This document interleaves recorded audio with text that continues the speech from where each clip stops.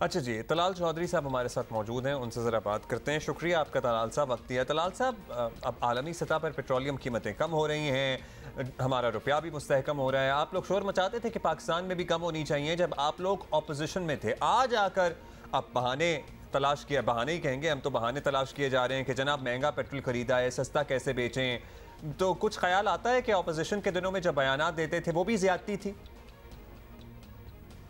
बिस्मिल्लाहिर्रहमानिर्रहीम।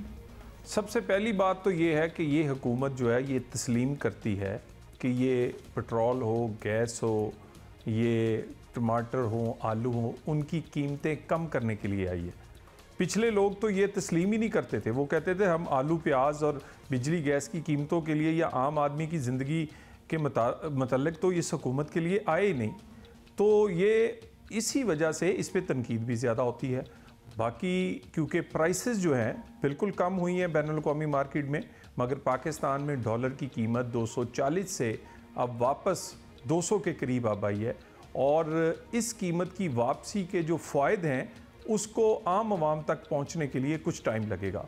सो ये एक ऐसा टेक्निकल मामला है जिसकी बुनियाद पर इस 15 दिन में ये कीमत बढ़ाना पड़ी, मगर ये भी कीमत कोई खुश दिली से नहीं बढ़ाई, ये भी पहले की तरह दिल पर पत्थर रखकर बढ़ाई। और हमारा तो दिल करता है कि एक मिनट ना गुजरे और ये जो महंगाई या ये जो कीमतें आसमान पर तक गई थीं इनको वापस ज़मीन तक ले आएँ। वैसे हर हुकूमत आते वक्त कहती तो यही है कि आवाम की खिदमत के लिए आए हैं, तो आपको पता नहीं है कैसे लग रहा है कि पिछली वाली ने ये नहीं कहा था, उन्होंने भी यही कहा था।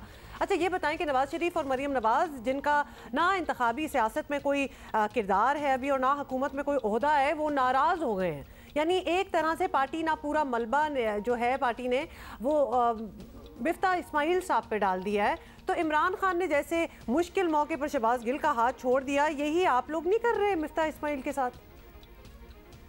देखिए, बिल्कुल भी इसका कोई कंपैरिजन नहीं बनता।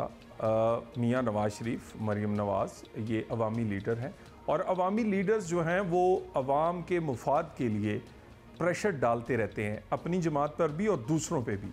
और जहाँ पर ये उनका अवाम का फ़ायदा हो उसके लिए वो प्रेशर डालते हैं। और ये उनका कोई ज़ाती मामला नहीं है, ये आम आदमी की ज़िंदगी का मामला है। इसमें इसीलिए अवामी लीडर होने की मैं समझता हूँ जो डेफिनेशन पर पूरा उतरते हैं वो इन्हीं बुनियादों पर उतरते हैं कि उन्होंने आम आदमी के लिए अपनी हुकूमत पर भी वो उतना ही प्रेशर डालते हैं जितना वो किसी दूसरी हुकूमत पर। अच्छा तलाल साहब, इससे पहले मरीम नवाज ने मिफ्ता साहब पर दबाव डालकर टैक्स देने से इनकार करने वाले ताजरों को रिलीफ दिलवाया था, आप सबको याद होगा। अब मरीम साहिबा अगर मईशत के मामलात इतना बेहतर जानती हैं तो उन्हें दे कोई बाकायदा टास्क, उन्हें शामिल कर लें सिस्टम में। ये क्या ट्विटर पर तमाशा लगाया हुआ है कि जनाब वो नाराज़ हो गया, ये उठ के चला गया? मामला टैक्स का हो या बिजली और गैस की कीमतों का, उसके लिए अगर आवाज़ उठाई है तो वो मरीम नवाज़ या अवामी लीडर मियां नवाज शरीफ जैसे ही उठाते हैं। वो फिर ना अपनी हुकूमत देखते हैं ना पराई हुकूमत देखते हैं, वो हर सूरत रिलीफ चाहते हैं अपने पाकिस्तान और अपने लोगों के लिए। इसी बुनियाद पर वो ये प्रेशर डालते हैं और इसी प्रेशर की वजह से फिर हुकूमतें बेहतर काम करती हैं। हमारी हुकूमत हर कोशिश कर रही है कि पिछले 4 साल का मलबा जो है वो आवाम तक ना पहुँचे या उनके असरात आवाम तक ना पहुँचें। और उसके बावजूद भी हमारी जो लीडरशिप है वो बिल्कुल इस बात से घबराती नहीं है कि हुकूमत अपनी है या कोई और। वो पाकिस्तान के लोगों के लिए हर तरह का बात जो है वो मीटिंग में भी करती हैं, ट्विटर पे भी करते हैं, आम जलसों में भी करते हैं। बात करने से आवाम को क्या मिल रहा है? बहरहाल बहुत शुक्रिया आपका तलाल चौधरी साहब। अभी हम आगे बढ़ेंगे। हमने बच्चों की बात की थी जश्न आज़ादी के मौके पर जो हमारे कौमी असेंबली के इजलास हुए थे।